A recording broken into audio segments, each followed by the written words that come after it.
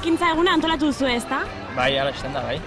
Aurten izan da 3. urtea, formato honetan egin deula, oain arte afari eta izatezan, baina aurten eta atzeko 2 urtetan holaxe montatu goiz-goizetik gan, umentzako ekintzak eta arratsalden krosa, eta berriz ikusi dezuen txiri iriki erau.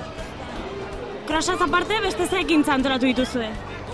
Aipatu zuten bezala, goizean, umentzako tailerrak izan dira, umentzako jokuk ere bai, gero eskoba txapelketa bat izan deu, numen krosa, zoka aipatu zuen bezala, eta bain bukatzen deu, txiririk eraekin, eta lunch bat, bazkide guztientzako, eta ona hurbiltzetan guztientzako.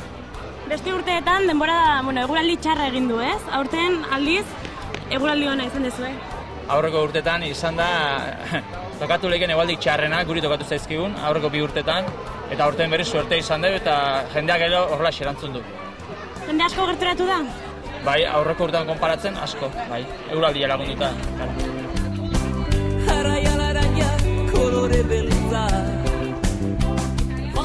Nondik sortu da egun berezi bat prestatzeko ideia?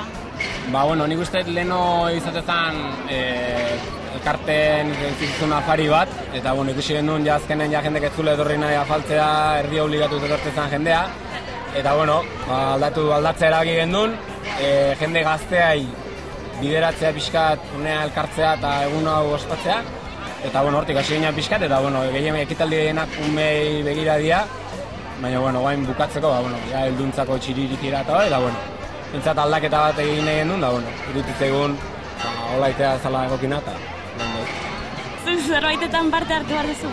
Bai, goizen ibiliga ume eta pixkat murala bat indeu, aur jolasak eta pixkat antolaketan, da gero krosa, kirola gustatzen zaigune, beti hortan gehiago implikatzea, da umei bida kros bat antolatu dut, gabixe.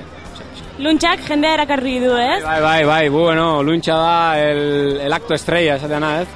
Nola gratis dan, akizu jendea, izaten da urteko sagardo irikiera, normalen egun hontan hasten daia sagardo ekartzen deu, eta urte guztiako sagardo egun honetatik aurrera hasten da urduan, jende guztiri irikia da, eta jendea horta bai urbiltzea.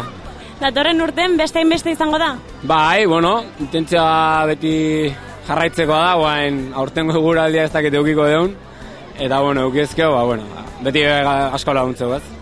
Bai. Eskerrik asko eta zorte hon. Galdu zintxudanetik, nire furgoi batza, jarraiara daia.